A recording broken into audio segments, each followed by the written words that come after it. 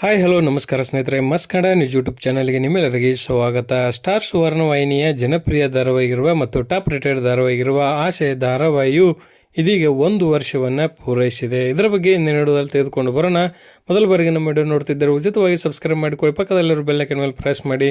ನೀವು ಸಹಿತ ಆಸೆ ಧಾರಾವಾಹಿಯನ್ನು ಇಷ್ಟಪಡುತ್ತಿದ್ದರೆ ಈ ವಿಡಿಯೋಗೆ ತಪ್ಪದೆ ಒಂದು ಲೈಕ್ ಮಾಡಿ. ಕಳೆದ ವರ್ಷ ಸ್ಟಾರ್ ಸುವರ್ಣ ವಾಹಿನಿಯಲ್ಲಿ ಆಸೆ ಎಂಬ ಹೊಸ ಧಾರಾವಾಹಿಯು ಪ್ರಸಾರವಾಗಿ ಇಂದಿಗೆ 1 ವರ್ಷ ಕಳೆಯಿತು. ರಮೇಶ್ ಅರವಿಂದ್ ಅವರ ನಿರ್ಮಾಣದಲ್ಲಿ ಮೂಡಿ ಬರುತ್ತಿರುವ ಆಸೆ ಧಾರಾವಾಹಿಯು ಕನ್ನಡದ ಪ್ರೇಕ್ಷಕರಿಗೆ ಇಷ್ಟವಾಗಿದೆ ಎಂದೇ ಹೇಳಬಹುದು. ಇಲ್ಲಿ ನಾಗಿನೆಟ್ಟು ಖ್ಯಾತಿಯ ನೀನಾದವರು ನಾಯಕರಾಗಿ ಕಾಣಿಸಿಕೊಂಡಿದ್ದರೆ, ಪುಣ್ಯವತಿ ಧಾರಾವಾಹಿ ಖ್ಯಾತಿಯ ಪ್ರಿಯಾಂಕಾ ಅವರು ಈ ಧಾರಾವಾಹಿಯಲ್ಲಿ ನಾಯಕಿಯಾಗಿ ಕಾಣಿಸಿಕೊಂಡಿದ್ದಾರೆ. ಅದೇ ರೀತಿಯಾಗಿ ಮಂಡ್ಯ ರಮೇಶ್ ಅವರು ಸಹಿತ ಇಲ್ಲಿ ಪೋಷಕ ಪಾತ್ರದಲ್ಲಿ ಜನಪ್ರಿಯಗೊಂಡಿದ್ದಾರೆಂದೇ ಹೇಳಬಹುದು. ಪ್ರೇಕ್ಷಕರಿಗೆ ಯಾವುದೇ ರೀತಿಯಾದಂತಹ ಬೇಸರವನ್ನು ನೀಡದೆ 1 ವರ್ಷಗಳ ಕಾಲ ಯಶಸ್ವಿಯಾಗಿ ತನ್ನ ಸಂಚಿಕೆಗಳನ್ನು ಪ್ರಸಾರ ಮಾಡುತ್ತಾ ಆಸೆ ಸೀರಿಯಲ್ ತಂಡವು ಬಂದಿದೆ ಎಂದೇ ಹೇಳಬಹುದು.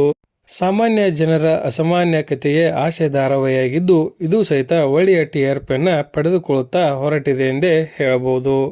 ಈ ಧಾರಾವಾಹಿಯ ಬಗ್ಗೆ ನಿಮ್ಮ ಅನಿಸಿಕೆ ಅಭಿಪ್ರಾಯವನ್ನು ಕಮೆಂಟ್ ಬಾಕ್ಸಲ್ಲಿ ತಿಳಿಸಿ. ಧನ್ಯವಾದಗಳು. ನಮಸ್ಕಾರ. ಶುಭ ದಿನ.